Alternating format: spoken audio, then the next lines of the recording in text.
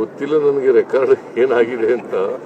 But ನಾನು 2ನೇ ಸಾರಿ ಮುಖ್ಯಮಂತ್ರಿಯಾಗಿ ಹಿಂದೆ ಮುಖ್ಯಮಂತ್ರಿಯಾಗಿರುವಾಗ ಎಲ್ಲ ವರ್ಷಗಳಲ್ಲೂ ಕೂಡ ಅಟೆಂಡ್ ಆಗಿದ್ದೀನಿ. ಮತ್ತೆ ಈಗ 2ನೇ ಸಾರಿ ಮುಖ್ಯಮಂತ್ರಿ ಆದ್ಮೇಲೂ ಕೂಡ ಅಟೆಂಡ್ ಆಗಿದ್ದೀನಿ 3 ಬಾರಿ. ಅದರಿಂದ 8 ಬಾರಿ ಆಗಿರಬೇಕು, ಮುಖ್ಯಮಂತ್ರಿಯಾಗಿ 8 ಬಾರಿ ಆಗಿರಬೇಕು. ಸೊ ಇದು ರೆಕಾರ್ಡ್ ಏನೋ ಗೊತ್ತಿಲ್ಲ ನನಗೆ, ನಾನು ರೆಕಾರ್ಡ್ ನೋಡಕ್ ಹೋಗಿಲ್ಲ. ಬಟ್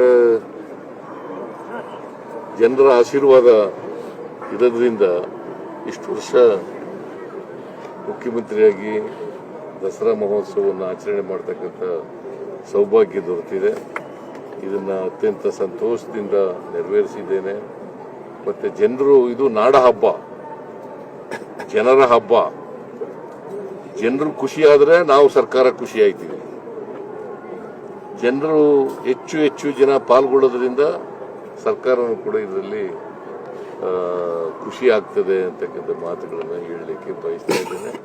ಮತ್ತೊಮ್ಮೆ ಈ ರಾಜ್ಯದ ಎಲ್ಲ ಜನರಿಗೆ